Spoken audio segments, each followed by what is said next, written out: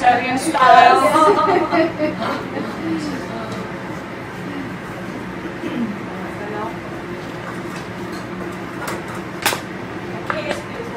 Kosher salt, pepper. Yep. It's a good one to know. Is that sold together or do you have to buy separate? What's that? Kosher salt and then pepper, or is it actually? Separate. Okay. It's actually, I've done that before. Tell me. Oh, not bad. Not bad, guys. You want to buy that?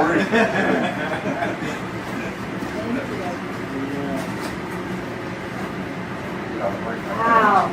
Yeah, I'm gonna cheat on this one, you betcha. Oh, yeah.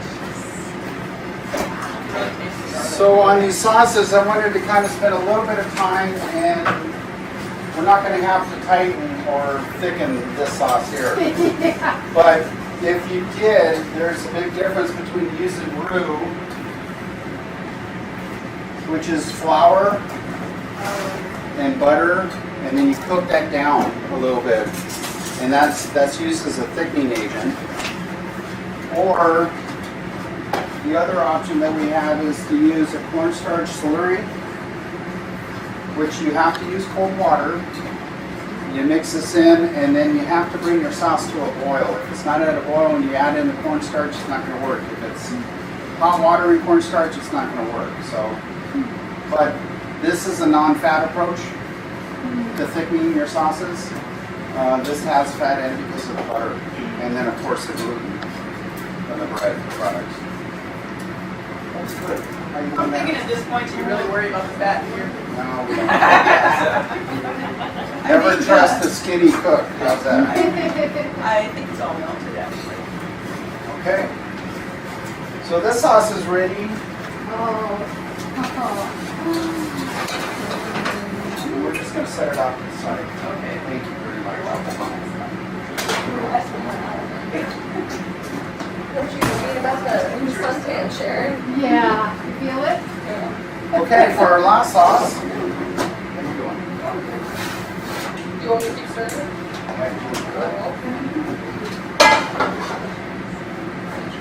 We're going to make a creamy spinach and gorgonzola cheese sauce. And the sunset. And the almond butter. You should, really should. Well, it's necessary. Would you do? I don't need all the cost. Was it necessary? What's that? Like, is it cotton? Kalmata? Yeah. Yes. There's a lot of variations to this. We put shrimp in it, we put chicken, we put sausages. You can build your dish, you can sprinkle it with green onions, you can sprinkle it with bacon. I mean, there's a lot of different variations that you can do with this. And you're talking about the one that's What's that? you're talking about that one, the variations for this one. Yes, right now. or the Alfredo. We go over it. Sure. And the Yeah, cat right. food, that's what like good soup. Okay, I gotta get my bearings. Okay, the trick with this sauce.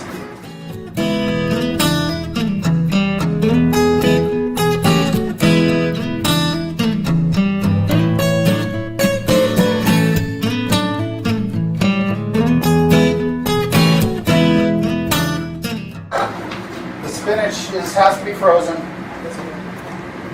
The fresh spinach doesn't work in it, and then it's got to be thawed out, and you have to pretty much get it dry. Other than that, it's a simple sauce, easy to put together. So Chef, what's a quick way to dry the spinach, just to make sure? Well, how do you dry it? I put it in a strainer. I pressed it, got a lot of the water out, and then as you see, I put some paper towel at the bottom of it where it soaked up a lot more of the moisture. So, Thanks. you're welcome. We need some olive oil. Right here.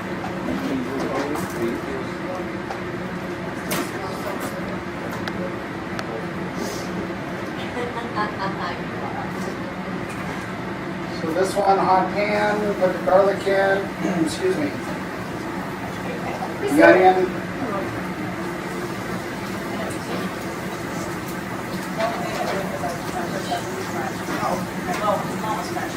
Yeah. Is there a big difference to chopping or mincing your garlic compared to pressing it? Is there a big difference now? Because I like to press it, it's just quicker for me than to chop it.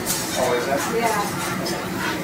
And if We it's just, small. we just take a 5-pound container ourselves and we put it in a food processor Yeah. and just kind of puree it, almost get to a puree ourselves. So But when I'm doing just like 3 or 4 cloves or a single, a couple Yes. meals, I use a press. So now I'm adding the spinach. You just want to saute it for a little bit.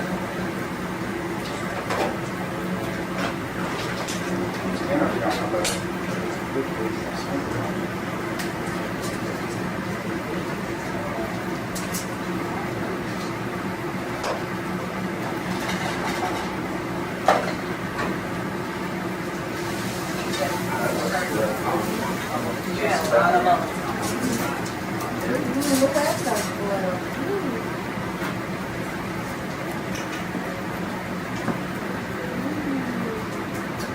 Want to try this one? I do. This is really good too. Ooh, I love this. It's really good. You guys want to try it?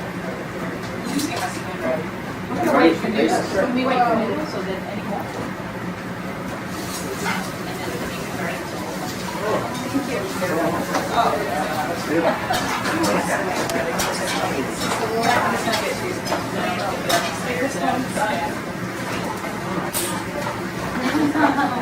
My sauce. Get it all from scratch. You did. I saw you do it. I'm very proud. You're a good sir. Thank you, guys.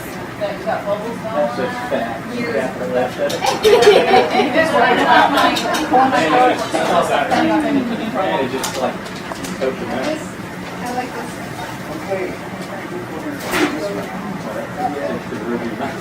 I know it's really loud. I feel like you guys should all have really good skin back here with all the steam. Very nice. It looks good. That looks good.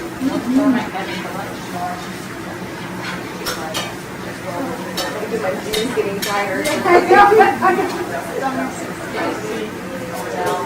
One more. That's what you pour into it. I think I like it. I know. The other day when I spilled hot coffee down my leg, Oh, I don't want to be wearing fitted jeans. So I was like trying to roll them off. A whole cup? Oh, yeah. Not sure. He goes from, here's some spinach. Did you get Right. kind of My leg was really red, but it was fine. Did you go back to the camp and change? Well, I know I was here. I was in this bike room. I was just getting my breakfast in the morning. And I had my coffee on the corner, and it got knocked over and just spilled all down. 2 minutes? That's a bad way to start the Yeah. day. Yeah. I was in a great mood. Okay. Is that why You're always in a great That is, This sauce here, that is gonna be the setup.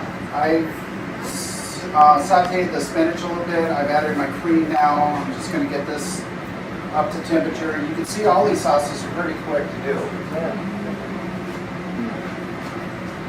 So, That's the nice thing about working in a professional kitchen. You get people to come up behind you and clean it.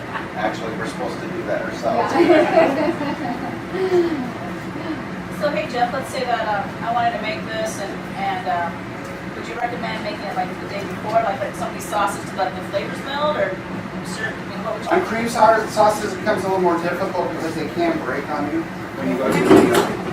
So you're actually better off same day. And how would you recommend making?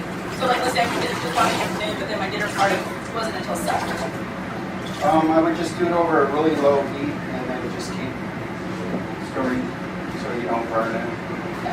And then if the sauce does start to break on you, you can fix it. You just have to get it back to a boiling state and then thicken it back up with roux or with that cornstarch. Or And so when you're saying break, that means is it basically like it gets watery so that it starts to separate. okay. Yeah. That's gonna be the best sausage to make it such a mess.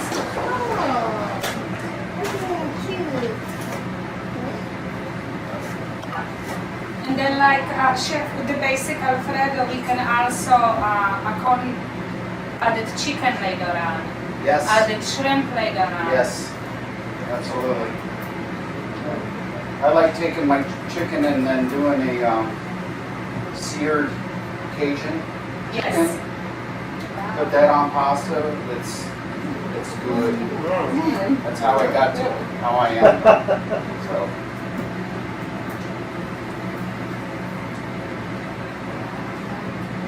So what we're gonna do is add all of our cheese, and there's a lot. And how many cups of sauce is this do you use that you're making right now? How many cups will you be? Yes, please. I think we're probably looking at 2 to 3 quarters. More than enough to feed 4. Yeah, that's what I was thinking. I was just thinking of how I could divide it up to, for a dinner party of 6 or something. Especially with the white sauces, because they don't save over so great. They can. They're just a little tricky to get back to life the next day. Like I said, it's the act of the sauce trying to break on you, and how you get it back without burning it, without. You just don't want to serve a broken sauce. So. Start slurry ready. Should I have the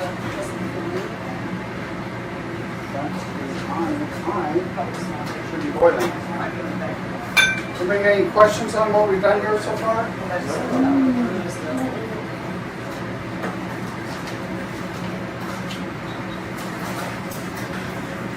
So the ingredient was butter, flour, Butter and flour. and story. Okay. The butter and flour, put it in a saucepan, and you can put it on your hot top, and be careful you don't burn it, but just keep stirring it. You'll see it thicken on its own. What about adding wine?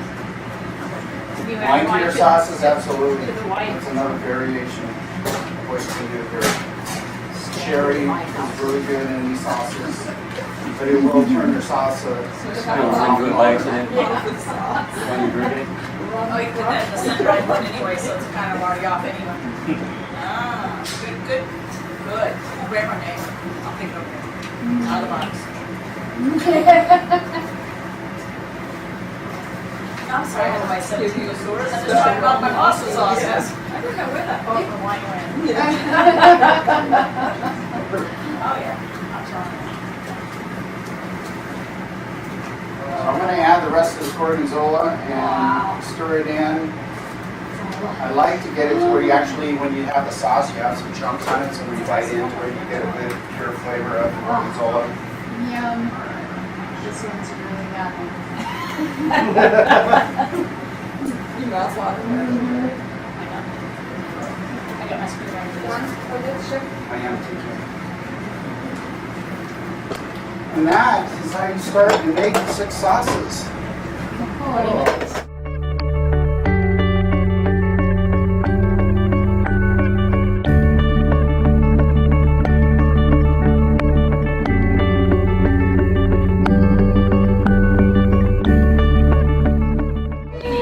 Creme brulee, easy. So, like he said, my name is Meghan Imhoff, not Megan from Tarmac. We're gonna do creme brulee really quick. The only time I ever make creme brulee is when something goes terribly wrong in the kitchen. Just so you know, that's my secret. It's always my backup plan. So, 3 ingredients. It just takes a little bit of baking time. So that's kind of what you have to plan for. So the first thing I always start with is going to be your cream. So it's 2 cups of cream, and you want to bring it to a boil. And it's going to happen really quick because this stove is super hot. Any questions so far? And then separating your eggs. If anyone has any issues with that, you can always crack them right into a bowl and grab your yolks out. And that's it. So the whole goal here is you're going to try to get your cream to a boil and get your sugar and eggs together. Get a nice mix.